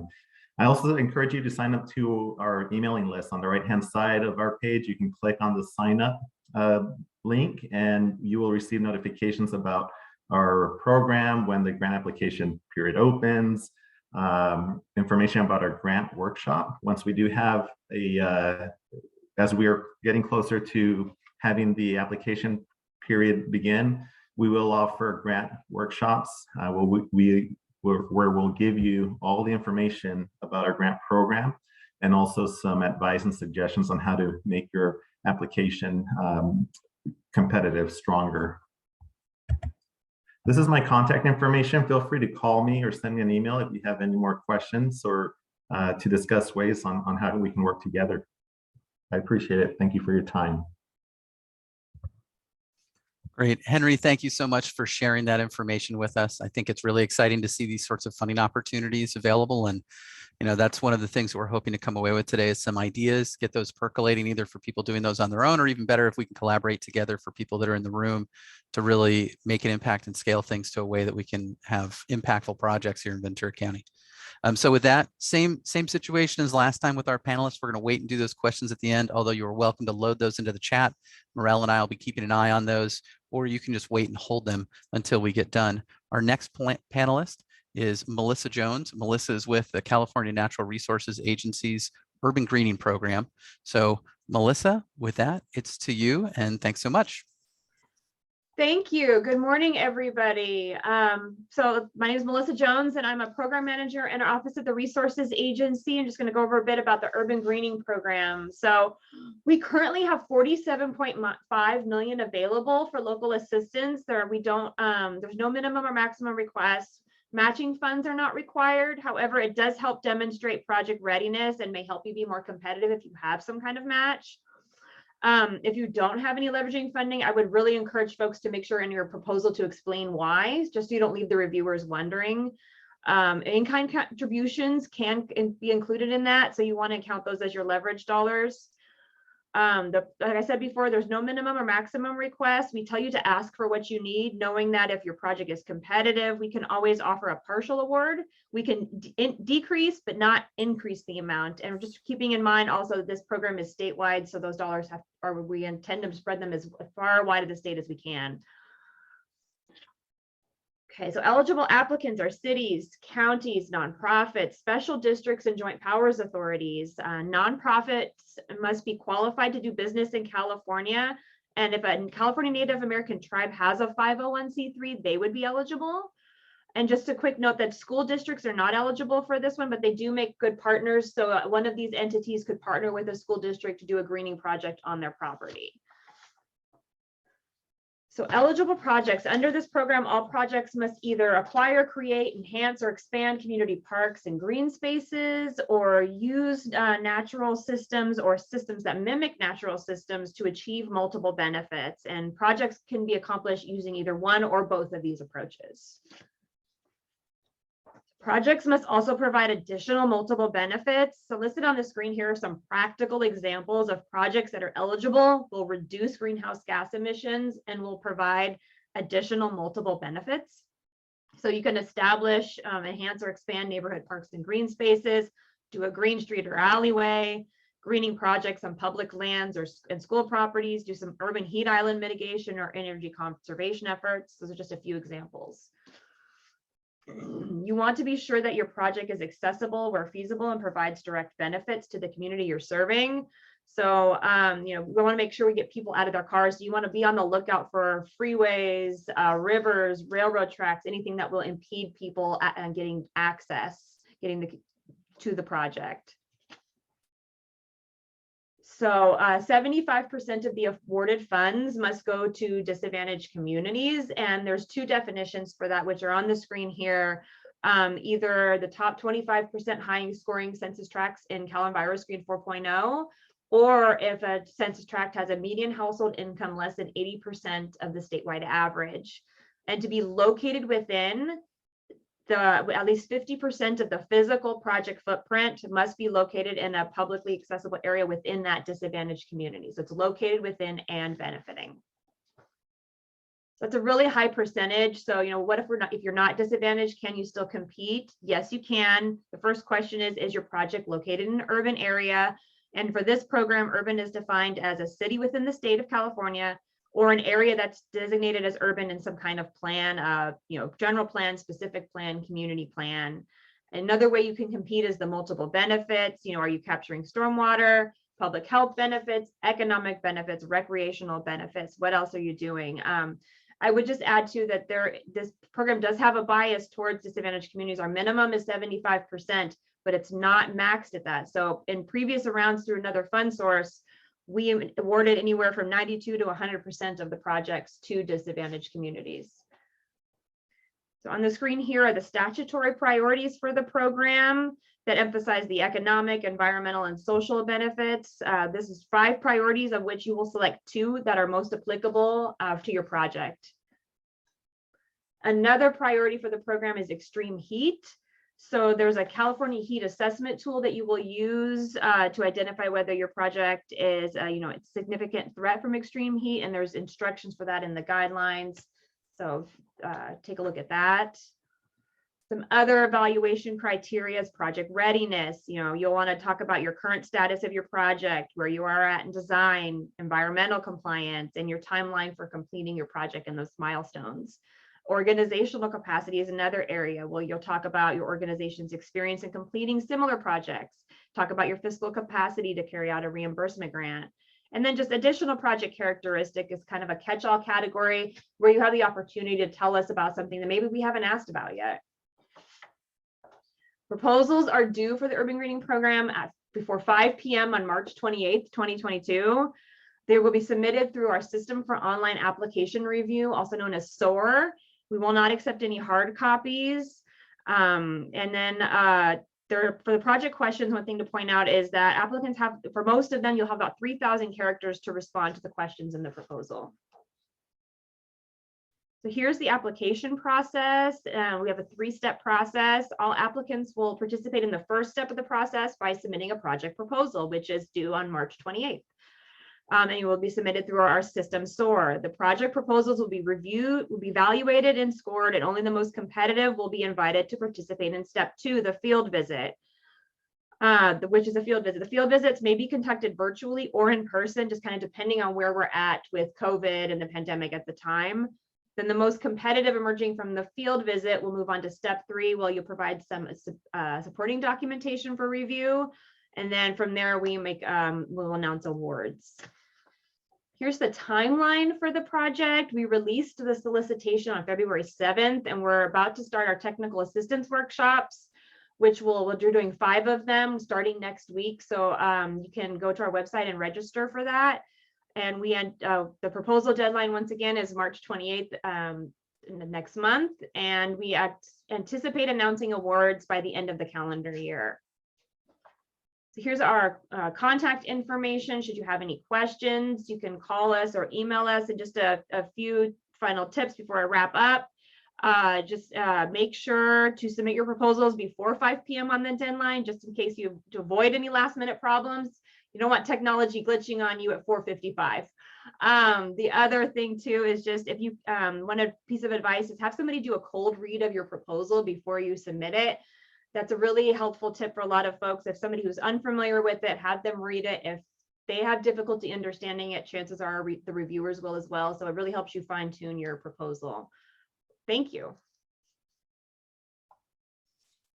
Thank you, Melissa, for sharing all that fantastic information. That's very exciting seeing that these sorts of funding opportunities alongside from your agency and CAL FIRE and the other sorts of things that are coming up are, I think that's really good news to the people in the room here today. And so with that, I want to pass it over to our third of the 4 panelists and topics for this session, or this portion of today. And that's Colleen with the Ventura County Community Foundation. So Colleen, with that, please take it away and thank you. Thank you so much. Can everyone hear me okay? Yes, we can. Wonderful. I'll share my screen here. So I just wanted to say, first of all, thank you for inviting your community foundation today to this call to speak about our environmental initiative as we're beginning to lift the initiative. A little bit of background, our mission statement is connecting people, resources, solutions to create lasting impact in our shared world. We are first and foremost a fiduciary and followed by a funder and a convener. So as a result of a 2019 donor focus group with about 30 individuals, the donors identified, 76% of the donors identified environmental issues as one of their top 2 priorities of giving. Currently, less than 2% of our annual giving goes to environmental issues. This is actually aligned with the national average. So when I approached our president and CEO, Vanessa Bechtel, and asked if I could help to lift an environmental initiative with the fact that Ventura County is the fastest warming county in the lower 48 states and being primarily an agricultural rich community, this work was very vital. We began by doing an environmental listening tour in April of 2021. We invited 30 nonprofit and community partners. They ranged from Ventura County to our partnering counties, statewide, national-wide, but we really wanted to focus on their programs and needs within Ventura County and particularly where philanthropy can help. So our goal to find those gaps, one of the major gaps, and I think a common idea in this call is collaboration. My favorite story to tell is a call with the Regional Fire Safe Council in Ventura in CAUSE. The Fire Safe Council is really having a problem with contacting these hard to reach communities, Spanish speaking communities, and CAUSE being an advocacy group and community organizer was the answer that they really needed to be able to collaborate and reach those hard to reach communities. And then some other commonalities were community education, engagement, marketing, outreach, and communication, capacity building grants. These organizations that were on the border of Ventura County that wanted to move their programs into Ventura County just might need some capacity building grants for their staffing needs. And then with no surprise, operational and long-term funding is a common need. I just wanted to take a pause and a moment here to look at the organizations that we've invited to this listening tour. Some of you are on this call here today, but if you notice anybody that should be on this list, or if you're interested in being on this list, I'll share my contact information on the last slide. I would love an introduction, or please feel free to reach out to me. We're not done with this listening tour. Some of the biggest challenges we face is when we asked our donors which organization they knew in the environmental field, they were only able to identify one in particular on this list, letting us know there's a disconnect and they just don't know where to fund. So some of our next steps to officially launch our environmental initiative is we will continue doing this listening tour. We will combine our notes along with any information that you share about your programs and needs for funding in a report. We actually have a fellow that's working on it. She's a recent graduate from UC Berkeley. She's fabulous. And we'll release that first to our donor base. And this will help connect those dots and those bridges into what the organization's needs and with our donor and their funds at the foundation. And hopefully to help increase grant making as well. You'll see the picture in the background. Our Chief Operating Officer, Jeffrey Lambert, and I and a board member and my dog Loba are on a site visit with the Ventura Land Trust with Melissa Baffa, the Executive Director. That's the best way for us to do these listening tours, is to go out and see your projects. And leveraging our complete reach committee. This used to be known as a complete count committee during the 2020 census. And now we're kind of focusing on vaccine outreach, but we are in the process of moving them forward and to hopefully transition them to focus on environmental injustices in our most vulnerable communities. We like to establish an evergreen fund. Unfortunately, Ventura County has been stuck in disaster recovery mode, and with an establishment of an evergreen fund, we'd like to move into disaster preparedness fund. So in case of the next disaster, we can get funding out the door immediately to those organizations and individuals in need. And then I just wanted to take a second and do a shout out to the County of Ventura. Thank you so much for partnering with us through many of our different programs, and we look forward to continue to partner. And so there is my contact information on the screen. Please feel free to reach out to me. I'd love to get to know you and your organizations. As we don't have funding currently available, it's kind of like playing Tetris, right? We have to find the perfect donor that's interested in your organization. And so if you follow our newsletter, it's on our website, vccf.org, you'll be able to find any granting opportunities that are available. But thank you so much. Thank you so much for sharing all of that with us, Colleen. I think that's really exciting to see such interesting work from a local partner here. And I think that I can speak on behalf of a number of county agencies to say how much VCCF is appreciated locally too for all the work that's being done in our area. So with that, I'm going to go ahead and jump into the jump into the planning divisions, the resource management agency's tree mitigation fund, which has a funding window that's open right now. I'm gonna make sure that we don't still have, that Owen has not come in the room to join us. Okay, so what I would say is I'm gonna apologize in advance. This is not something that I am managing. This is something that I'm covering for because we had a cancellation, unfortunately, due to a medical conflict for this, but I still wanted to make sure that people in this room and in this group are aware of it because it's a really fantastic and local opportunity that we want to see happen. And so I'm going to touch on this from a very high level. This is a funding opportunity that is not an annual one, but is an occasional one that comes up. And let's see. And I want to make sure that people are aware of it and know that they can partner with one another, that they can prepare for this, and that the window is still open until the end of this month. And that there is a staff contact that is local, that if you have questions about it that you need answered or want assistance with, it's someone that's essentially here in town and they would be happy to work with you. So with that, okay, so the basics, the Tree Mitigation Fund Distribution Program, it's got a basic objective of distributing money from our tree mitigation fund for projects that occur here in Ventura County. And those are ones that are related to restoration or maintenance, and associated with habitats. There tends to be a focus on our protected trees that are protected under our tree protection ordinance here in Ventura County. So a notice of availability was already released. And so that was released in December. The window for applications closes on February 28th. The funding availability is a range of amounts as small as $35,000 and up to $199,000.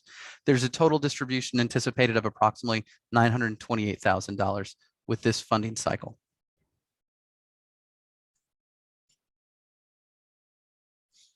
So a little background on this. So this tree mitigation fund occurs because it's related to our county tree protection ordinance. And so when development projects happen and protected trees have to be removed, they're basically one of the options for mitigation is paying into this tree mitigation fund. And so typically approximately every 5 years, or when we exceed a certain threshold of funding going to that tree mitigation fund, those funds are then released in this tree mitigation distribution program. And here we've got a quick quote that comes from our ordinance. Ventura County recognized that trees contribute significantly to the county's unique aesthetic, biological, cultural, and historical environment, as well as its air quality. And so that comes directly out of our ordinance. And so those are some of the things that our tree protection ordinance is trying to work on. Also, and I think that Supervisor Parks alluded to this early in her welcome this morning, there are a pair of policies and programs, and these are not the only ones, these are just two of them, but they relate directly to this establishment of countywide tree planting and a program that specifically assigns that work effort to the County Executive Office, Resource Management Agency, and General Services Agency to work on that. But that doesn't mean that it's limited to just these agencies. We hope that organizations in our community will be part of that solution. And that's how this tree mitigation fund fits into that. So this is an opportunity for local stakeholders.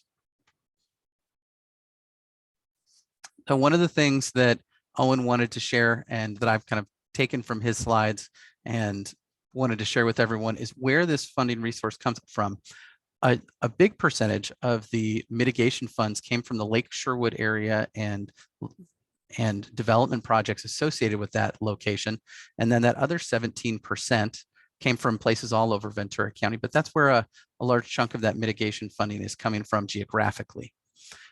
Like I mentioned earlier, the notice of availability, which if anyone has not seen it yet and would like to see it, I would encourage you to email me and I'll send it over to you just as soon as I can. And that was released in December. And it's expected that all of the contracts for this will be executed this year. So the program is in process right now. It's that window open. We're accepting applications.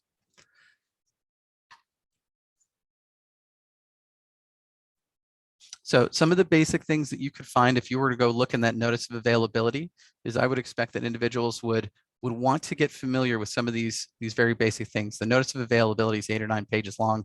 It's not excessive, but there are a lot of details in there.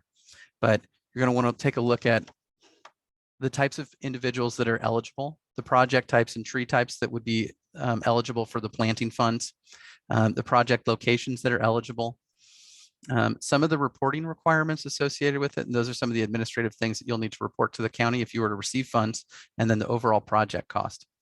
There's also other things related to those reporting requirements and proposal content that are outlined in that notice of availability. So highlighting a couple of things, eligible proposers could be a local public agency that's based in Ventura County.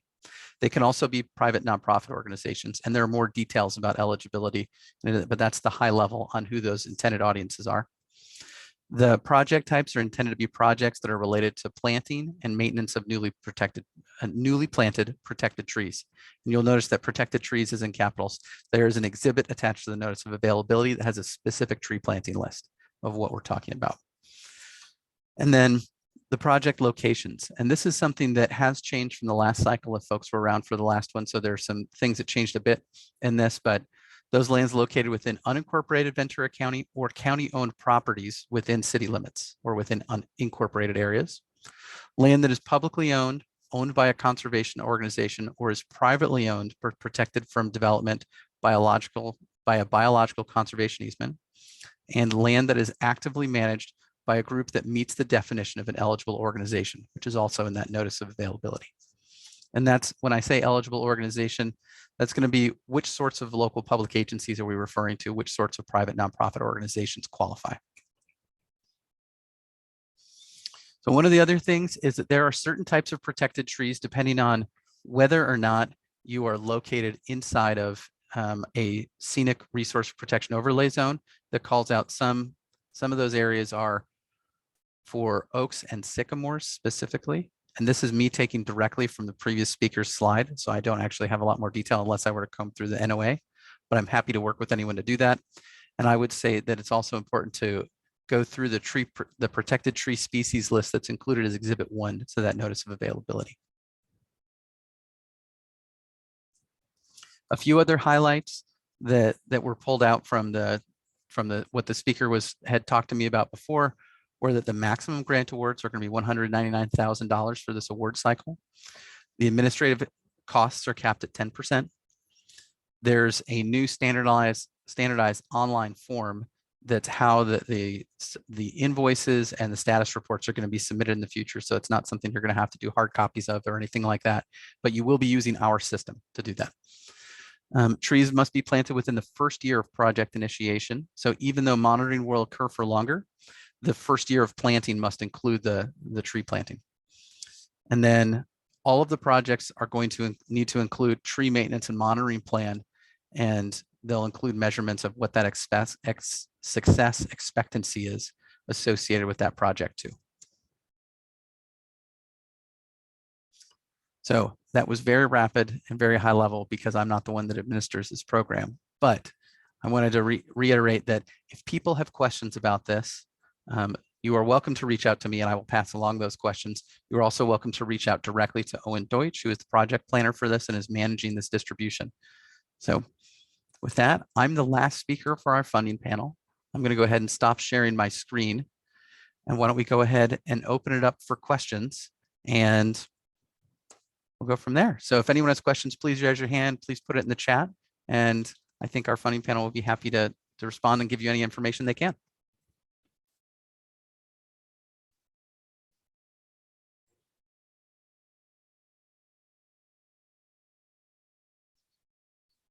And the first hand I see up is from Naresh. So if you'd like to go ahead, please do. I have a question for Melissa about this disadvantaged communities, because there is a very hard line with the Cal Enviro screen and the way these are classified. Majority of these disadvantaged community in our area, the students, those who represent in that area or the communities, are basically walking across those lines, hypothetical lines to attend schools. Now, this is what I realized, that when planting trees, where do I plant the trees? In those communities, hardly there's streetscapes only. But if they're walking across that line and going to the schools, and majority of those schools have a 70 to 80% representation by the disadvantaged communities, underserved communities. So is CAL FIRE open to that idea to find opportunities of planting trees in those corridors which quote unquote are not classified under disadvantaged communities under your So grant? I'm not with CAL FIRE. I'm with the California Natural Resources Agency. Yeah, natural resources. I'm talking about. Sorry Yeah. about that. No, that's okay. I just want to make sure you were asking about urban greening and not urban and community forestry. Yes. So, but as far as the urban greening program is, so remember, it's for our purposes of our program, it's where the project is located and benefiting. So if you're planting, excuse me, sorry, little tickle in my throat, excuse me. It's where your project is located. So the project will have to be physically located in one of those disadvantaged communities. And then you're obviously, and then benefiting that community. So I mean, the people move. I mean, people go out, live one place, and then there's a non-disadvantaged community where their school is. That's going to happen, but it's where the project is physically located. 50% or more of it would need to be located in one of those communities to be eligible for as a DAC. Thank you, Melissa. You're welcome. And it looks like the next chat was from Tom Maloney, and then I see one in the chat from Jim after that. So Tom, if you'd like to go ahead. Yeah, it was more, it's not a question, it's just more for people in Ventura County. The local RCD has a grant commitment from the Wildlife Conservation Board for monarch work. And I mentioned this, Morel, there's probably a ton of opportunity to partner with the Andy Spirka at the local RCD on some of these tree mitigation funds and sort of couple some of the work on monarch pollinator habitat breeding corridor with the mitigation of trees in Ventura County. So I just want to mention that for local partners to reach out to the RCD because they've got a big pile of money coming on monarch work. Great, thanks for that observation, Tom. And I would also note that we do have a staffer from RCD here that's in the room. So hopefully they heard that. And Jim Dances. So Jim asked, which county agencies are part of this effort? Jim, could you clarify which the effort you mean just in terms of tree planting or the tree mitigation distribution program? I guess for this coalition. That's somewhat still to be determined, but I would say that because the tree planting program is jointly assigned to the General Services Agency, the County Executive Office, and the Resource Management Agency, to some extent or another, all three of those agencies are directly involved. Although as it develops, depending on where it goes, we may invite other participants depending on what's a good fit. So for example, we haven't been talking too regularly to the Watershed Protection District, but they do have a lot of facilities and they have a lot of coverage in areas. So we'll probably end up at least reaching out to them to see where there's interest, similar with other sorts of agencies. Yeah, and that's what we would like to see. Roads, highways, obviously Parks and Rec and Watershed Protection District. They do hold lands or roads and especially along a lot of the barrancas. If you look throughout our county, the barrancas that they control, for example, can be really heavily forested and gorgeous. Sometimes invasives or eucalyptus are there, which pluses and minuses with that. And then other places are just complete deserts of dead zone, purposely sprayed with herbicide due to cost in a lot of cases. Obviously for hydrology or road safety, you can't have trees everywhere. But I'd really like to see all the agencies take a really hard look at their lands. Are there not trees somewhere because of cost or maintenance issues? And in a lot of cases, you'll find that's their answer is it's just too expensive. And so, as a nonprofit, I'm with Friends of the Santa Clara River. We like to, if it needs to go to Board of Supervisors, find the funding to expand the forest. Obviously, climate change will cost us a lot in the end. So we need to put money toward this kind of effort and really get the agencies proactive, looking at all their pieces of land and see which ones can accommodate trees and vegetation safely and be maintained, the way they should be. Thank you. Thank you for sharing that. Yes. All right. It looks like, I thought I saw a question from Henry. Did you have your hand up earlier? Yeah, I did. This was in response to Narisha's question. We have come across some situations where there are schools outside of disadvantaged community census tracts, but all of their students come from disadvantaged communities, or a large number. So I just wanted to mention to keep in mind that it's only 75% of our funds that have to be spent in disadvantaged communities. So we still do have the ability to spend money outside of disadvantaged communities. But even in situations like that, where the beneficiaries would be residents from disadvantaged communities, especially if they're within a half a mile of a disadvantaged community census tract, I still think that would you know, be you could definitely argue that the benefit would benefit residents of disadvantaged communities. And so I wouldn't let something like that stop you from proposing a project. Thank you, Henry. You're welcome. Thank you. And we probably have time here for one or two more questions before we call it a day. Do we have any other questions in the room? And if anyone doesn't have their chat open, there have been a few links shared and some contact information in there. And Morel and I will be following up with other information following this for everyone that's RSVP'd as far as those sorts of things.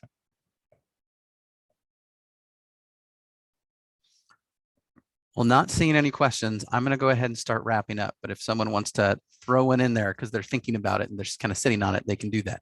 We'll probably have times for it. So first of all, I wanted to say a big thank you. We're very excited to have attendees. I think I saw that there were at one point 50 people in the room. It's really fantastic to see that kind of a turnout and that kind of interest. I really want to thank our panelists for being able to and willing to spend their time sharing their expertise, giving us some insights, sharing information about the upcoming funding opportunities that are coming up. One of the things that we did leading up to this event today was we took in information about all of the various stakeholders and the interests that they expressed, what sorts of things they need from a partnership if they were to join in some kind of a collaboration, and what sorts of things they could contribute. And so I'm hoping to share that information with the group after this so you guys can, so everyone can kind of get a feeling for what those needs are. What are others looking for and those sorts of things. And like we mentioned before, Morel and I will be sharing some follow-up information. So if you see that, please take advantage of it. Let us know your opinions. That's going to include a follow-up survey. And that survey is really going to help us on those next steps and knowing what your interests are. So thank you so much for being a part of this today. I really look forward to seeing what we can do for urban greening, for forestry, for reforestation, and tree canopy development here in Ventura County. And so with that, have a fantastic rest of your week. And I look forward to speaking with everyone again soon. Have a great day. Thank you.